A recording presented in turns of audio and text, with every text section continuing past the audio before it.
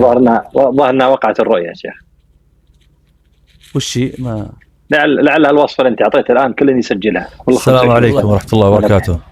وطلب العلم في هذا العلم. عليك السلام ورحمة الله. حياك الله ابو عزام. بارك الله فيك يا شيخ. وفيك ابو. انا والله الهدف من طلعتي والله علشانك من اليوم ارسل، بس ما حد يا لبي. الحمد لله. علشان انا اذكر قديمة قحة اللي فيك يا شيخ، صح ولا لا؟ والله تجي تروح، بس انها قديمة انا اذكرها قديمة مرة. هو جتني حرارة، جلست 3 أيام حرارتي من 39 إلى 40، حتى في المستشفيات يعطوني إبرة تنزل حرارة ثم بدأت تنزل الحمد لله، ارتحت وطلعت البيت أموري طيبة. لكن جتني قحة. الكلام هذا مو قحة، مثل الكلام جاني ضيق نفس، يعني مع الحرارة صار التنفس عندي شوي ضعيف، يعني ما أكسجينات لكن الحمد لله قبل 10 أيام يعني أو 9. لا القحة هذه قديمة عندك، أنا أذكرها قديمة.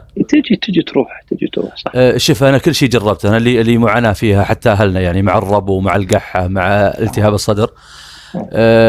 طبعا أنت رجال مؤمن، أكيد الدعاء هذا فوق كل شيء، الدعاء يعني من الله عز وجل، الشفاء من الله، كل شيء أسباب.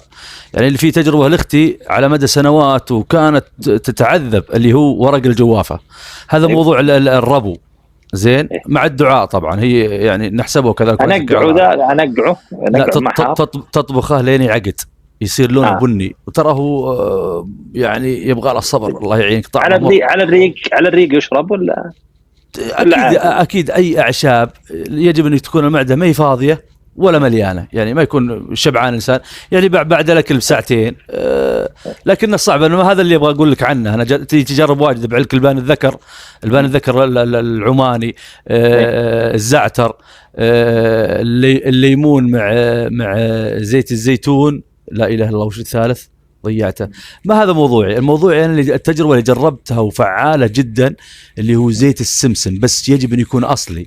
تعرف المعاصر اللي في الجنوب وفي اليمن اللي على بعير، اللي يعصرون على السمسم. أيوة. أبغاك أنت طبعا ما شاء الله معارفك كثير واللي يحبونك كثير. أيوة الله يجزاك الجنة. تجيب زيت السمسم أصلي، تشرب منه يا شيخ بقدر استطاعتك. أنا ما أدري نفسك وش تقبله، أنا نفسي تقبله الحمد لله، ما أدري نفسك تقبله ولا لا. ربع فنجال، نصف فنجال، اللي تقدر عليه على الريق الصباح وبالليل. إذا حسيت إنه يتعبك اللي في الليل مثلا لا تشربه. بعضهم يعني شوية لأنه هو يسلك المعدة ما شاء الله، يعني اللي عنده الله يكرمكم إمساك يا جماعة الخير، زيت السمسم ترى طيب جدا. طبعا أنت تشتكي من صدرك ومن قحة، حاول تدهن نفسك بس تدفى، يعني تكون لابس لبس زين شتوي زين وتدفى، وتحاول ان المكيف يعني تخليه درجته عاديه يعني، لكن استمر فيه. الفائده الثانيه، اي شيء عندك في المفاصل في الفقرات، طقطقه بالعظام، طقطقه بالركب، سبحان الله تروح بعد. وهو من الزيوت اللي او من الدهون اللي تكسر الكوليسترول الضار، يعني فوائده كثيره فيه من الكالسيوم. المده كم اشربه يعني مثلا؟ دائما العلاج اللي من الله عز وجل اللي ما تدخل فيه البشر يطول، ما هو زي الكيماوي يضبط شيء ويخرب شيء، عرفت؟ صحيح. هذا من الله عز وجل ينفعك ما يضرك باذن الله تعالى، وكله فيتامينات ومعادن. الله يجزاك. ما دام طلعت معك انا ما ادري عاد تقبل الرؤيه هذه ولا والله ما كان هدف الرؤيه قسما بالله. الله يسعدك. الرؤية رأتها زوجتي قبل كم يوم، يمكن أسبوع تقريبا، رأتها فيني تقول كأن فيه رجال مروا من عند البيت وكأنها تسمعهم، تقول كأن فيه وباء يبغى يصير أو صار أو حرب حاجة زي كذا. تقول كأن الرجال يسولفون وأنا أسمعهم يسولفون عن المغذي. تعرف المغذي اللي يحطونه في الدم هذا؟ الله. إيه، تقول كأن عندنا كميات كبيرة، وتقول كأني رديت عليهم وقلت هذا عندنا، وتقول كأن العالم صارت تجيك أنت تأخذ المغذي منك أنت، المغذي هذا بكميات كبيرة عندك، صارت العالم تجيك وتعطيها، كل واحد تعطيه مغذي.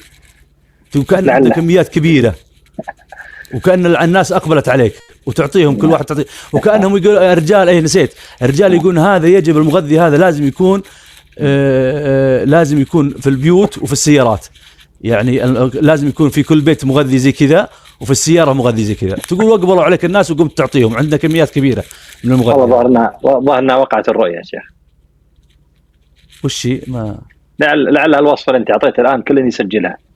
والله ما ندري. يلا استدعك الله. الله بارك الله فيك، جزاك الله خير. إن أم زوجي تقول لي بالمنام إن زوجي عنده ولد واسمه زياد.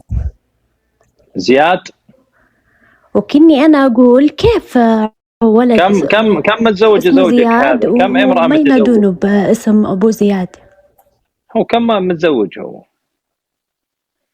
كتمتي الصوت يا أختي، يا أختي، يا خالة زياد، يا عمة زياد، الصوت مكتوم عندك والنت ضعيف. اسمعيني يا عمة زياد. ألو. نعم النت عندك ضعيف، تفضل يا عمة زياد. علق والله ما أسمع. طيب يا عمة زياد تفضل. طبعا في المنام هذا، عمة في المنام بس وليس في اليقظة. علق. علق اتصال عندك ولا النت ضعيف عندك؟ النت ضعيف عندك، أنا أشوف الشبكة عند النت عندك ضعيف. أيوه. الرؤيا يا شيخ، أقول أنا رأيت إن زوجك أيوة. تقول ترى زوجك عنده ولد اسمه زياد اللي هو زوجك أنت، صح؟ أي صح. وكني طيب أنا بالحلم أقول اسمعيني يا عمة زياد، يا عمة زياد، أنت الحين هذا زياد في المنام يعتبر أنت عمته، صح ولا لا؟ إيه صح. هو متزوج زوجك ولا لا؟ سابقا يعني أنا أخذته منفصل. طيب حلو، كمل. بس حاليا لا، بس أنا معه. حلو. ما عنده عيال من الأولى؟ لا. طيب خلاص انتهى المنام. إيه انتهى. كم خلفك؟ إيش؟ كم أنجبتي؟ كم خلفتك؟ 1. كم لك متزوجة؟ 2 ويمكن 3 سنوات كذا.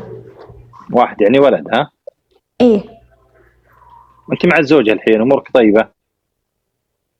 إيه تقريبا أنا معه، يعني أمورنا يعني الحمد لله، مرات تمام ومرات لابد من المشاكل شوي. صحة طيبة، أمور طيبة؟ يعني الحمد لله. أنت في بيت الزوج الآن؟ إيه. ترزقين ب4. الله أعلم. طيب يا شيخ، واضح بالمنام يعني هم ذكور إناث أو شيء؟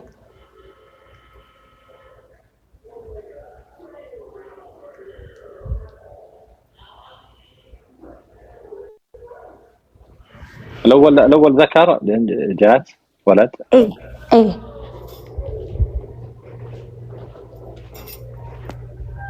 والثاني ذكر، والله أعلم، لكن الباقيين ما بس الثاني شوفه ذكر، والله أعلم. استودعك الله.